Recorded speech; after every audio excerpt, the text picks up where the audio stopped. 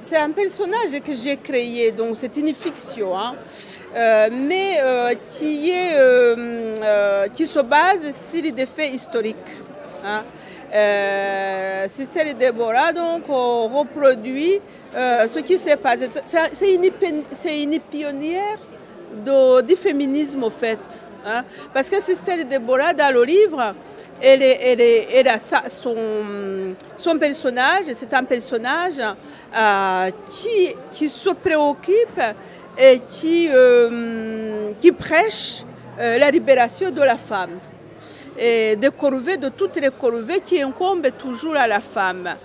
Et Sister Deborah donc annonce la Messie, une Messie noire, qui sera une femme noire, et qui viendra libérer les femmes noires de toutes les corvées, de toutes les soumissions qu'elles vivent au quotidien, dans les foyers, par les maris, et par surtout, parce que nous sommes dans les années 1930, par les colonisateurs qui les maintiennent aussi dans les champs. Il faut qu'il y ait les cultives et le café. Ce sont tous les travaux de champs se reposent sur les épaules des femmes. Donc, Sister Deborah va dire, vous n'aurez plus à travailler parce qu'il va y avoir cette Messie et qui va vous apporter le bonheur, miracle de bonheur.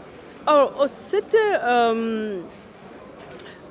construction de ce roman sur Sister Deborah, en fait, je me suis inspirée de ce qui a existé, une légende, ce n'est pas une légende, une histoire vraie. Dans les années, c'était en 1927, sur les bords du lac Kivu, au centre du Rwanda, un prophète autochtone au nom de Rugira, surgit des montagnes, des collines, abordait les femmes qui allaient chercher de l'eau au lac, parce qu'il n'y a pas de l'eau dans les maisons, il n'y a pas de... Voilà. Et leur dit, ce n'est plus la peine d'aller chercher de l'eau au lac, ce n'est plus la peine de vous esquinter dans les travaux domestiques. Il va y avoir une femme qui va surgir du lac et qui viendra avec une semence miraculeuse.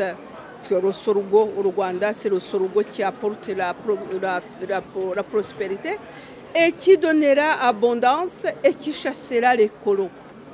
Et donc, Sister Deborah s'inspire de cette prophétie de ce monsieur qui a été pourchassé après, ce Rugira, ce prophète.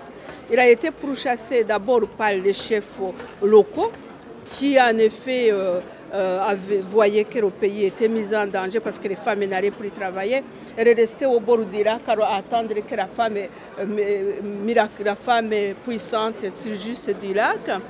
Et puis les autorités aussi coloniales, donc vous voyez que les femmes n'iraient plus au champ, il n'y aura plus de récolte de café. Et donc Rugira devait démentir sa prophétie, ce qu'il a refusé et il a été condamné, il a été chassé.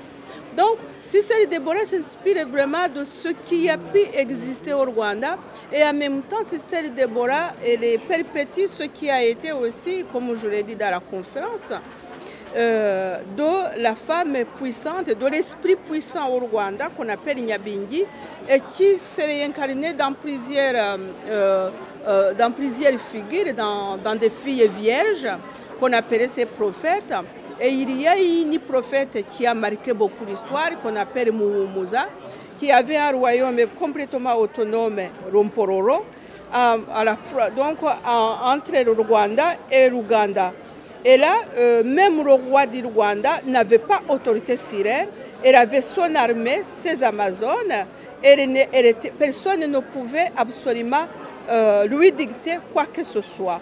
Et quand les Anglais, quand ils sont venus coloniser l'Ouganda, ont voulu absolument la déposséder de ce royaume Mpororo pour l'indexer à l'Ouganda, elle a mené la guerre aux Anglais et elle a pris le dessus.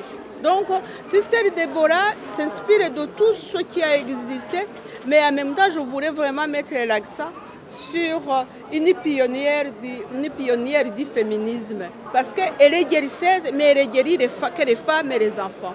Et elle promet le bonheur pour les femmes. Et le Messie sera une femme.